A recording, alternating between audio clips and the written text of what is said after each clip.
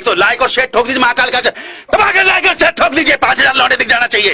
ये 4,000 के लिए मैं यहाँ पे नहीं खड़ा हूँ, पूरा साल मेहनत करता हूँ आपके लिए बेटा। ऐसा नहीं चलेगा, ऐसा नहीं चलेगा। लाइक ठोकी दबा के। तो देख रहे हैं गोकुल कोचिंग सेंटर। इस वीडियो में हम लोग देखेंगे 20 ऑब्जेक्टिव साइंस का, जो काफ़ी इंपॉर्टेंट है। चलिए देखते हैं। पहला सवाल है, आधुनिक आवर्त सारणी में समूहों की संख्या कितनी है? आधुनिक आवर्त सारणी में, आधुनिक आवर्त सारणी जो मोस्टली सबसे लास्ट में मोस्टली दिए थे, आधुनिक आवर्त सारणी जो डिपेंड था किस पे? परमाणु संख्या पे। तो आधुनिक आवर्त सारणी में कुल समूहों की संख्या कितनी थी? तो आधुनिक आवर्त सारणी में समूहों की संख्या थी 18। आधुनिक आवर्त सारणी में समूहों की संख्या थी 18।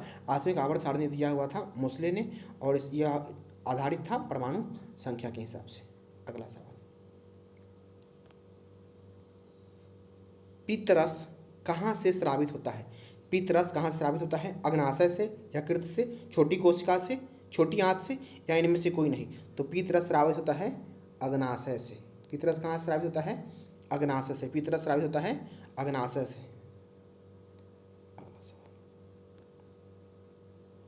ओजोन परत पाई जाती है, ओजोन परत पाई जाती है स्ट्रेटोस्फीयर में, एक्सोस्फीयर में, आयनोस्फीयर में, या ट्रोमोस्फीयर में? ओजोन परत कहाँ पाई जाती है? तो ओजोन परत पाई जाती है स्ट्रेटोस्फीयर में। ओजोन परत पाई जाती है स्ट्रेटोस्फीयर में। अगला सवाल, शुक्राणु, शुक्राणु बनता है, शुक्राणु बनता है कहाँ बनता है? वृषण में, मूत्राशय में, गर्भाशय में, या अंडाशय में? शुक्राणु कहाँ बनता है? वृषण में, मूत्राशय में, गर्भाशय में, या अंडाशय में? तो शुक्राणु बनता है वृषण में, यानी टेस्टिस में। हमारे शरीर में टेस्टिस की संख्या होती है 2, वहीं पर बनता है शुक्राणु। शुक्राणु यानी स्पर्म का निर्माण कहाँ होता है? वृषण में। अगला सवाल, अंडाणु निषेचित होता है, अंडाणु निषेचित होता है कहाँ पे? योनि में, गर्भाशय में, फेलोपियन नलिका में, या अंडाशय में? योनि निषेचित, अंडाणु निषेचित होता है कहाँ? योनि में, गर्भाशय में, फेलोपियन नलिका में, या अंडाशय में? तो अंडाणु निषेचित कहाँ होता है? अंडाणु निषेचित होता है फेलोपियन नलिका में। अंडाणु कहाँ निषेचित होता है? फेलोपियन नलिका में। अगला, लोहे को जिंक से लेपित करने की क्रिया को कहते हैं? जब लोहा पर जिंक की परत चढ़ा देते हैं उस क्रिया को क्या कहते हैं? उस क्रिया को कहते हैं संक्षारण, गैल्वनीकरण, पानी चढ़ाना, या अभिसरण करना। तो लोहे पर जिंक लगाने की प्रक्रिया को कहते हैं गैल्वनीकरण, या हिंदी में कहते हैं जस्तीकरण। जस्तीकरण अंग्रेजी में कहते हैं गैल्वनीकरण या जस्तीकरण। लोहे को जिंक से लेपित करने की क्रिया को क्या कहते हैं? जस्तीकरण। अगला, तंत्रिका कोशिका क्या कहलाती है? तंत्रिका कोशिका क्या कहलाती है? तंत्रिका कोशिका क्या कहलाती है? साइटोन, न्यूरॉन, एक्सॉन, या डेंड्राइट? तो तंत्रिका कोशिका कौन कहलाती है? किससे कहते हैं? न्यूरॉन। तंत्रिका कोशिका कहलाती है न्यूरॉन कहलाती है तंत्रिका कोशिका। तंत्रिका कोशिका कहलाती है न्यूरॉन। स्पेक्ट्रम प्राप्त करने के लिए किसका उपयोग होता है? स्पेक्ट्रम प्राप्त करने के लिए किसका उपयोग होता है? कांच की सिल्ली का, अवतल दर्पण का, उत्तल लेंस के, या प्रिज्म का? स्पेक्ट्रम प्राप्त करने के लिए किसका उपयोग होता है? स्पेक्ट्रम प्राप्त करने का उपयोग होता है प्रिज्म का। स्पेक्ट्रम प्राप्त करने का उपयोग होता है प्रिज्म का,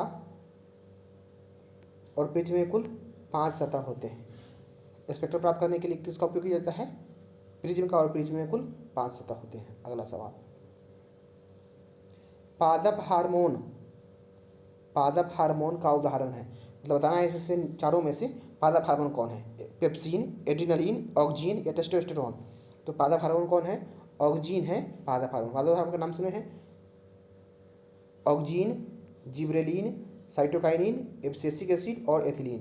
5 पादप हार्मोन होते हैं, abscisic acid, ethylene, gibberellin, cytokinin, और एथिलीन। विभवांतर, विभवांतर मापने वाला यंत्र को कहा जाता है? मतलब जो विभवांतर मापता है उस यंत्र को क्या कहते हैं? एमीटर, वोल्टमीटर, गैल्वेनोमीटर, या इनमें से कोई नहीं?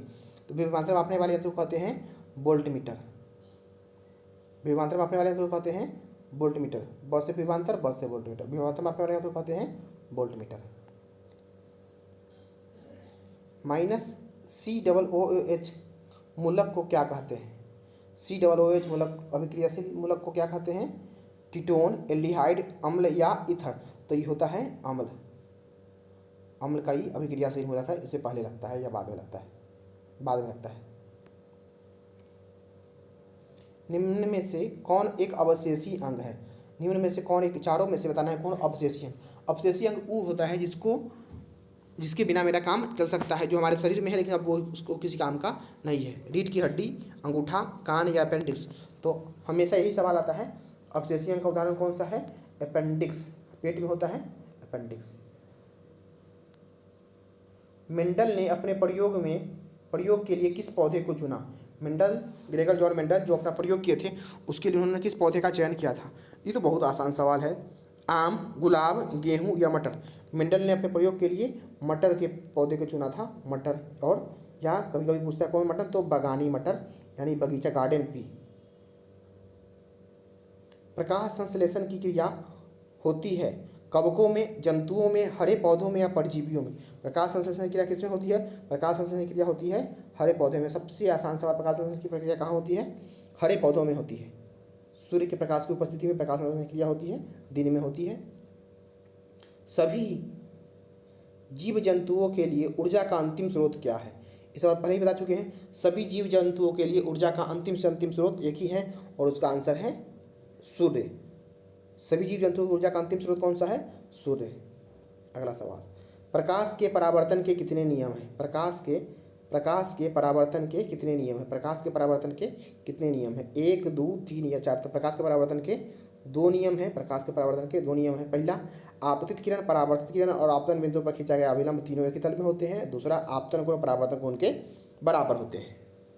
अगला, आवर्त सारणी के प्रथम वर्ग के सदस्य होते हैं। आवर्त सारणी के प्रथम वर्ग के सदस्य होते हैं अम्लीय धातु, अक्रिय गैस, क्षार धातु या मिश्र धातु? तो आवर्त सारणी के प्रथम वर्ग के सदस्य होते हैं क्षार धातु। आप पढ़ चुके हैं 1, 2, 17 और 18। पहला वर्ग के आवर्त सारणी के जो पहला वर्ग होता है उसको कहते हैं क्षार धातु, दूसरा वर्ग को कहते हैं क्षारीय मृदा धातु, वर्ग 17 को कहते हैं हैलोजन और वर्ग 18 को कहते हैं इनर्ट गैस, नोबल गैस, अक्रिय गैस या नॉन रिएक्टिव गैस। पहला क्षार धातु, दूसरा क्षारीय मृदा धातु, 17वां हैलोजन और 18वां अक्रिय गैस। अगला सवाल, समीकरण 2H2O प्लस O2 बना है। 2H2O एक है। 2H2O प्लस O2, 2H2O एक क्या है? संयोजन अभिक्रिया, वियोजन अभिक्रिया, अवक्षेपण अभिक्रिया, उदासीनी अभिक्रिया। तो यह है संयोजन अभिक्रिया। संयोजन अभिक्रिया क्या होता है? जिसमें दो भिन्न भिन्न तत्व या यौगिक मिलकर एक नए यौगिक का निर्माण करते हैं जिसका गुण मूल गुण से भिन्न होता है, उसे कहते हैं संयोजन अभिक्रिया। देखिए H2 और O2 मिलकर बन रहा है 2H2O, मतलब ये हाइड्रोजन है और ऑक्सीजन मिलकर बन रहा है पानी बना रहा है, तो इस कौन अभिक्रिया हो गया? संयोजन अभिक्रिया। अगला सवाल, प्रकाश की किरणें गमन करती है सीधी रेखा में, तिरछी रेखा में, किसी भी दिशा में या इनमें से कोई नहीं? बहुत आसान सवाल। प्रकाश की किरणें गमन करती है, प्रकाश की किरणें हमेशा गमन करती है हमेशा सीधी रेखा में। प्रकाश की किरणें हमेशा सीधी रेखा में गमन करती है, हमेशा सीधी रेखा में गमन करती है। लास्ट सवाल है, ग्लूकोज के एक अणु में ऑक्सीजन के कितने परमाणु होते हैं? ग्लूकोज के एक अणु में ऑक्सीजन कितने परमाणु होते हैं? आप फॉर्मूला याद होगा ग्लूकोज का C6H12O6। तो पूछा हुआ है ऑक्सीजन, तो ऑक्सीजन कितने परमाणु हो जाएंगे? 6 परमाणु। इसी के साथ वीडियो खत्म करते हैं। खत्म। Bye bye.